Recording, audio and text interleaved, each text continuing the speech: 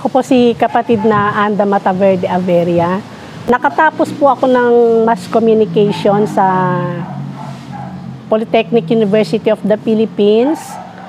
Sa ngayon po, ako po ay kasalukuyang merong business na Mataverde Printing Press at meron po akong catering services. Ako po ay dating Katoliko.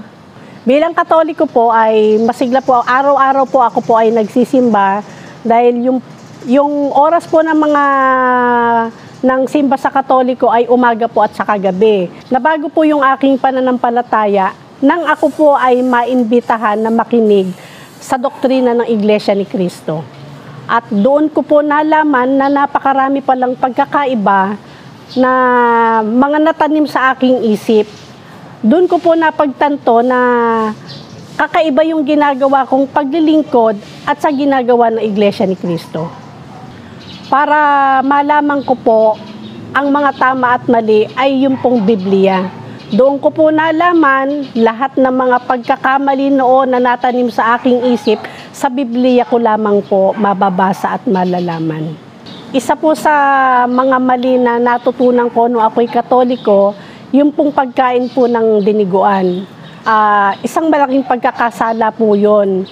At pangalawa po, na kapag kami mga prosesyon o sa pagsisimba, kami po ay lumuluhod sa ibabaw, sa harap ng altar at sa mga ribulto na naroon sa loob ng simbahan. Ang tama po ay hindi dapat luhuran ang anumang klaseng imahe o larawan. At hindi rin dapat na tayo po ay kumain ng mga diniguan sapagkat ito po ay ipinagbabawal at malaking kasalanan. Ito po yung katotohanan na nakasulat po sa Biblia. Ako po ay 17 years old noon nung mapakinggan ko po yung mga aral ng Iglesia ni Cristo. At ako po ay nagpasyang umanib sa loob ng Iglesia ni Cristo nang malaman ko po yung mga katotohanan sa Biblia.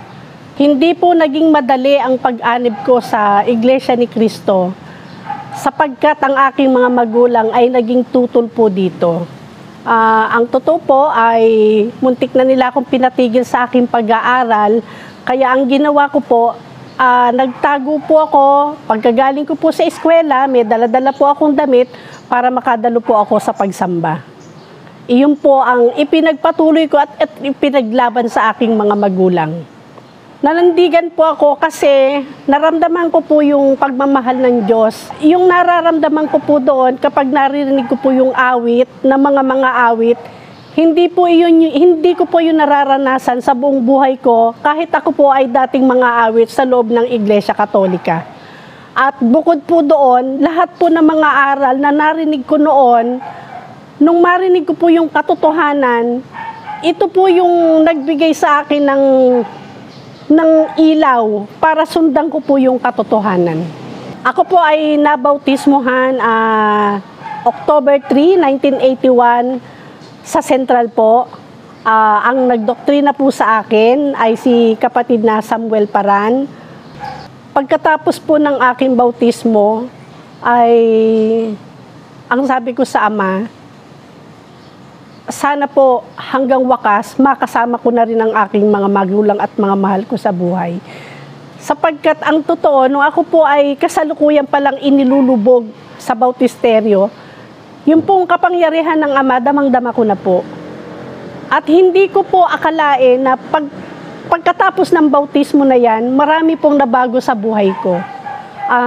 Bagamat mahirap ang buhay namin noon, pero pinilit ko pong ipaglaban ang aking karapatan bilang Iglesia ni Cristo. Marami po akong itinanggi, marami pong bagay na ipinagsakit, pero nagpatuloy po ako at hanggang ngayon po, ako po ay isang masiglang kaanib sa Iglesia ni Cristo. Ako